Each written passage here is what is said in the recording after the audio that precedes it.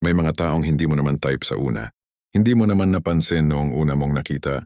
Pero habang tumatagal, hindi mo alam kung bakit sila ang hinahanap mo. Sila ang gusto mong kausap. Sila ang una mong chine-check sa notifications. Hindi sila nagpakitang gilas. Hindi sila nagpa-cute. Hindi sila nangulit. Pero bakit parang unti-unti? Sila ang bumubutas sa pader ng puso mo. Ito ang tinatawag na silent impact. Ang presensyang walang ibang ginagawa, pero tumatama ng diretso sa kaluluwa.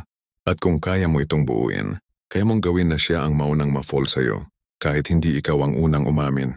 Ang problema ng karamihan ng lalaki ngayon, gusto lahat mabilis.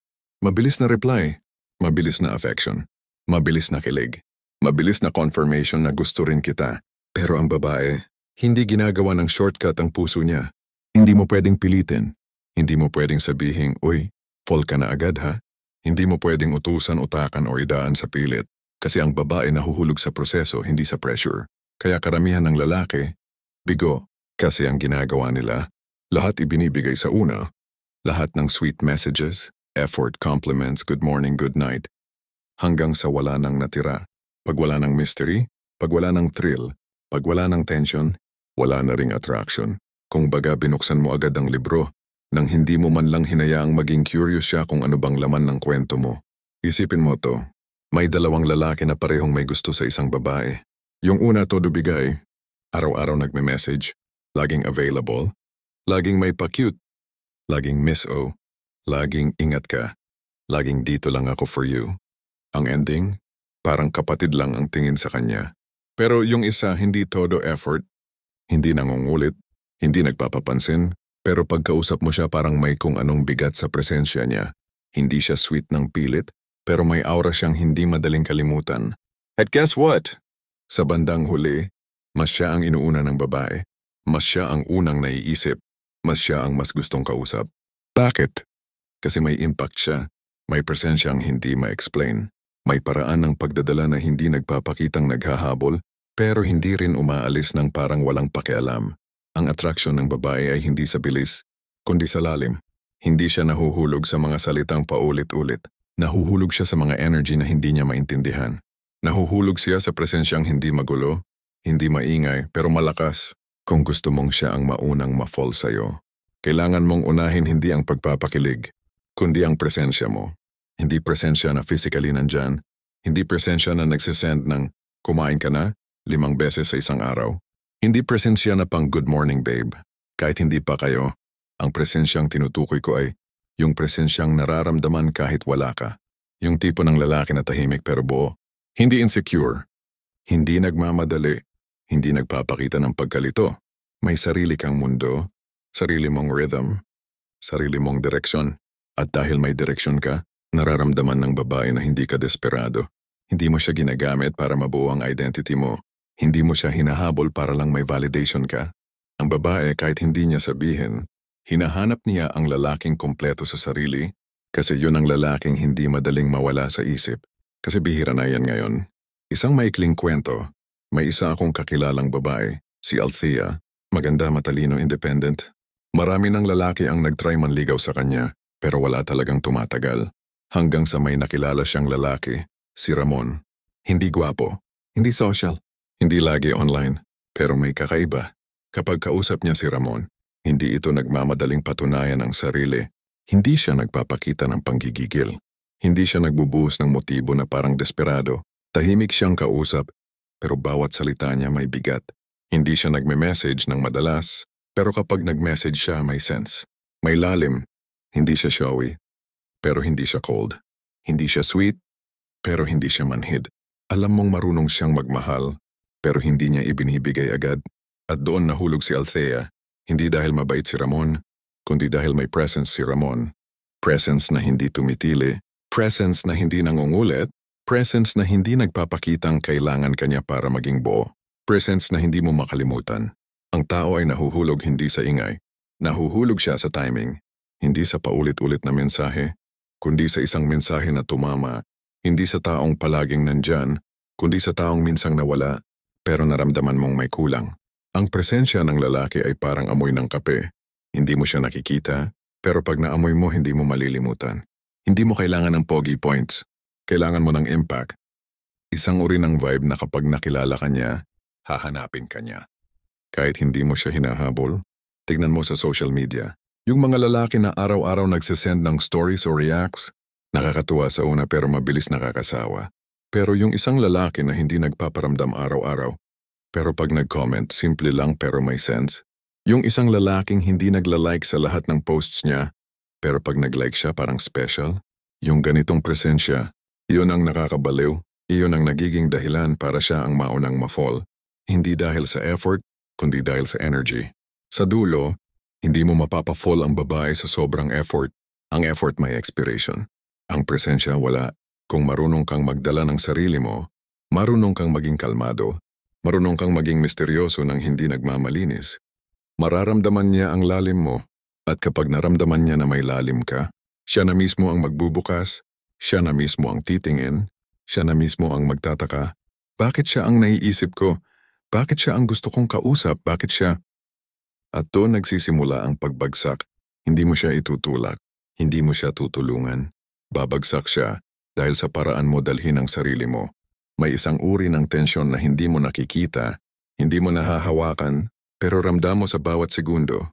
Tensyon na hindi nagsisigaw, hindi nagpapakyut, hindi nagpaparamdam ng sobra, pero hindi mawala sa isip mo. Yung tipong kahit wala siyang ginagawa, parang may hinihintay ka, kahit hindi siya nag-message. Parang may gusto kang abangan, kahit hindi kayo close, parang may unti-unting humihila sa'yo palapit sa kanya. Ito ang tensyon na ginagamit ng mga lalaking hindi naghahabol pero hindi mo rin maiwasan. At kung mapapagana mo ito, kahit hindi ka pa gumagalaw, siya ang unang mafa-fall. Sa modernong relasyon, sobrang daming lalaki ang nagpaparamdam ng sobra. Lahat ginagawa agad. Messages, emojis, memes, pa-cute, pa-impress. Minsan nga kahit hindi pa close. May good morning. May kumain ka na. May miss you. Kahit hindi naman siya iniisip ng babae. Ang ending? Walang thrill, walang tension, walang spark. Kasi ang ginagawa mo, tinatalo mo agad ang mystery. Sa isip ng babae, gusto niya ako. Interesado siya. Available siya 24/7. At pag wala ng question, wala ng tension. Pag wala ng tension, wala ng kilig. At pag wala ng kilig, madali siyang mawala ng attraction. Kasi attraction lives in uncertainty, in curiosity, in the silent tension of bakit parang may gusto siya pero hindi niya sinasabi. Pero karamihan ng lalaki, inuubos agad ang excitement. Binubuksan agad ang libro. Pinapakita agad ang ending. Kahit hindi pa nag-uumpisa ang storya. Imagine mo to. May dalawang lalaki na parehong type ng isang babae. Si Lana. Yung una, sobrang vocal. Konting spark pa lang, nagpaparamdam na. Konting eye contact pa lang, may pa-emoji na. Konting chat pa lang, may pa-heart react na. At sa bawat reply ni Lana, 10 replies ang balik niya. Siya ang unang nag-aaya, unang nag-message, unang nag-o-open palagi. At dahil doon, wala nang thrill, wala nang challenge, wala nang what if, wala nang tension. Pero yung isa, si Marco, ibang klase. Kapag nag-uusap sila, hindi sila laging nagtatagal. Pero bawat usapan, parang may bitin. Hindi niya sinasagot lahat ng tanong. Hindi siya naglalabas agad ng feelings. Hindi siya nagmamadaling i-build ang closeness, pero hindi rin siya lumalayo. Nasa gitna lang siya, yung tamang distansya, hindi umaabante, hindi umaatras. At doon nagsisimulang mabaliw ang babae. Kasi yung utak niya, gumagalaw, nag-iisip, nagtatanong, ano bang tingin niya sa akin? Bakit hindi siya pushy? Bakit hindi niya ako kinukulit? Bakit siya iba? At habang sinusubukan niyang mag-decipher, siya mismo ang nahuhulog. Hindi dahil sa ginawa ni Marco, kundi dahil sa hindi ginawa ni Marco. Tension, silent pull, mystery, bitin, lalim. Ito ang klaseng attraction na hindi mo matitikman sa mga lalaking pakyut ng todo. Kung gusto mong siya ang maunang mahulog, hindi mo kailangan maging perfect. Kailangan mo lang maging consistent sa callback ng energy mo. May isang lalaking kilala ko, si Jiro. Hindi gwapo, hindi gymbro, hindi social. Pero hindi ko maintindihan kung bakit maraming babaeng na-attract sa kanya. Na-curious ako, kaya inobserbahan ko paano siya gumalaw pag may babae. Ganito siya. Pag nag-uusap sila, hindi siya sobra, hindi siya pilit, hindi siya nagpapakitang eager, pero hindi rin siya cold. Ang bawat sagot niya, sapat lang, hindi spoiled, hindi desperate, hindi kulang, hindi sobra, At pagkatapos ng isang good conversation, hindi siya biglang magsasend ng 50 messages the next day. Parang naniniwala siya sa timpla, sa timing, sa rhythm. Hindi agad-agad, hindi biglaan, hindi sunod-sunod. Ganon siya mag-create ng tension. Tension na hindi gawain ng toxic, kundi gawain ng lalaking marunong sa sarili. Tension na hindi nagmamind game, kundi tension na bunga ng self-respect, discipline, and emotional control. At habang tumatagal, si babae si Jiro ang inuuna.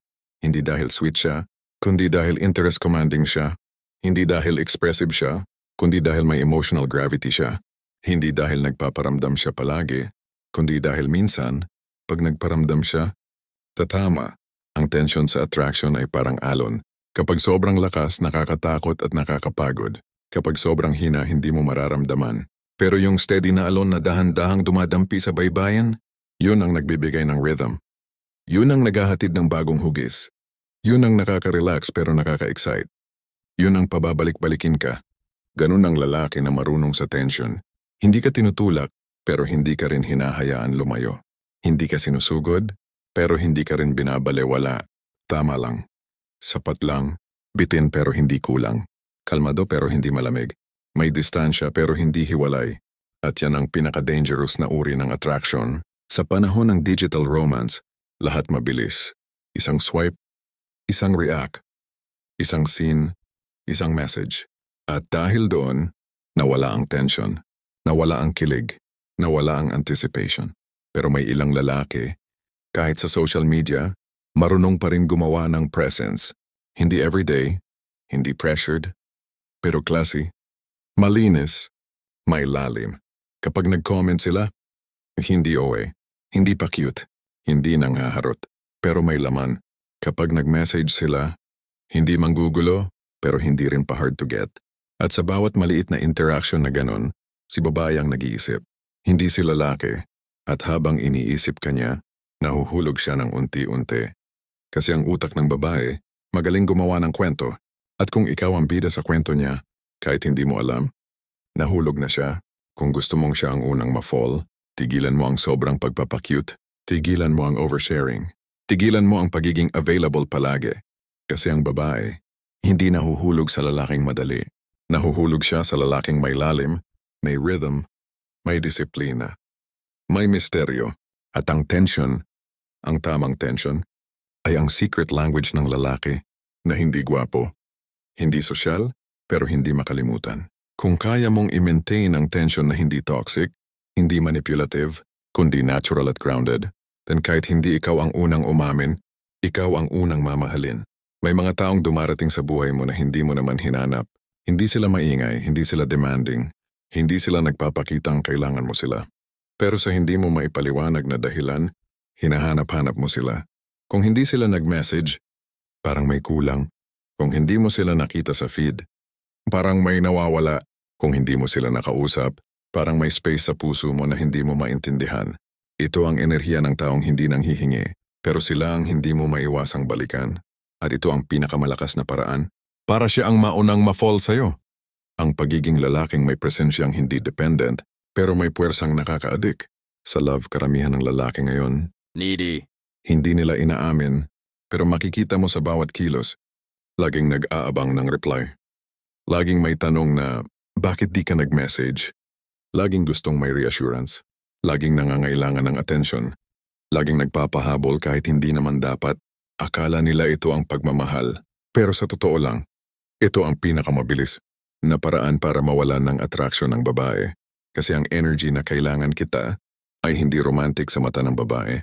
Nakakasakal ito, nakaka-turn off, at nakakawala ng respeto.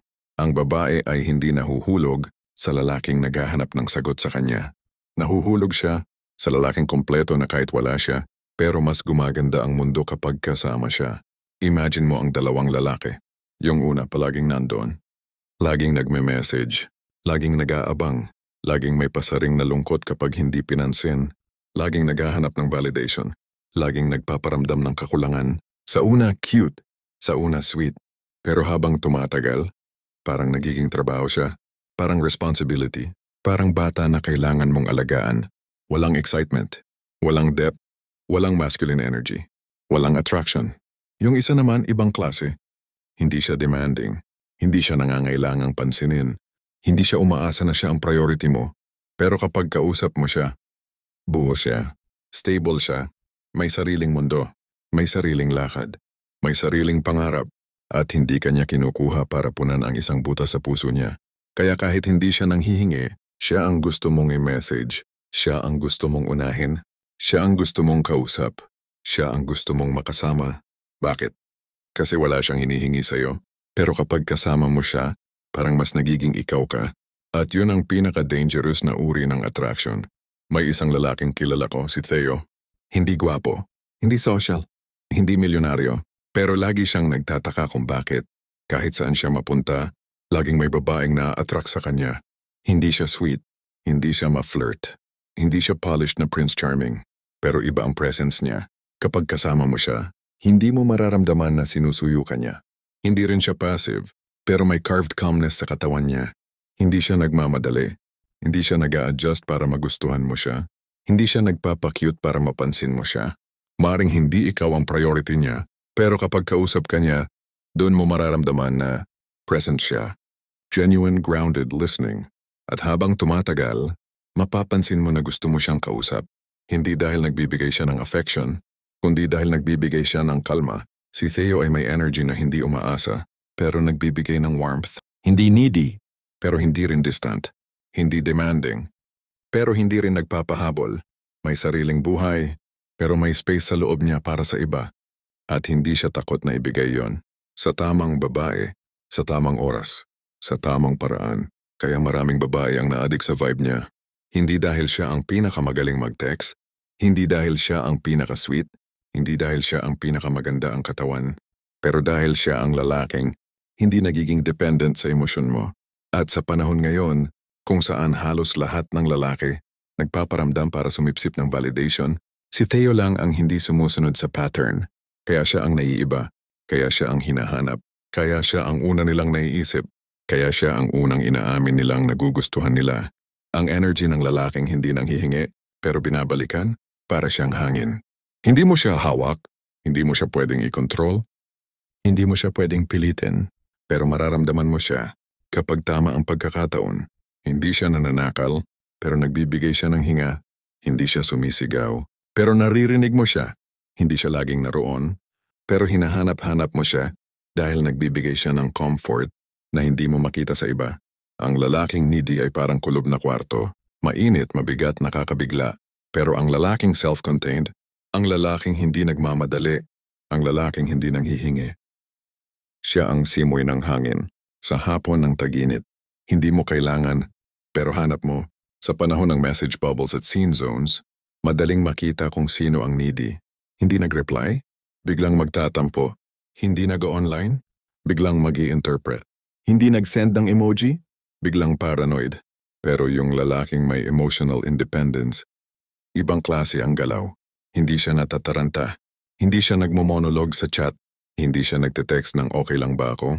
Hindi siya nagpapagalaw ng feelings niya, base sa single reply mo. At kahit hindi mo sabihin, ramdam mo na stable siya. At sa modern dating, stability is the new sexy. Kasi ang babae, pagod na sa panlalaking reactive. Pagod na sa panlalaking parang bata. Pagod na sa panlalaking ginagawang salvation ng relasyon. Ang babae ay nahuhulog sa lalaking hindi nagpapabigat, pero nagbibigay ng emotional clarity. Sa huli, gusto mong siya ang maunang ma-fall? Hindi mo kailangan maging pinaka-sweet.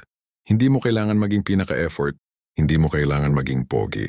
Hindi mo kailangan maging showy. Ang kailangan mo lang ay energy na hindi umaasa. Pero may kakaibang hatak. Kapag hindi mo kailangan ang atensyon niya para maging buo, mas gugustuhin niyang ibigay ito. Kapag hindi mo siya ginagamit para i-confirm ang halaga mo, mas tataas ang halaga mo sa isip niya. At kapag hindi mo siya kinukulong sa expectation at pressure, mas gugustuhin niyang manatili sa mundo mo. Ito ang energy na hindi mo pwedeng pekain. Ito ang energy na hindi mo kayang pilitin. Ito ang energy na lumalabas kapag buukas hindi desperado. At ang babae, hindi nahuhulog sa kulang. Nahuhulog siya sa lalaking hindi nangangailangan, pero may kapasidad magmahal. Kung may natutunan ka sa video na ito, comment mo sa baba. Attraction is the weapon.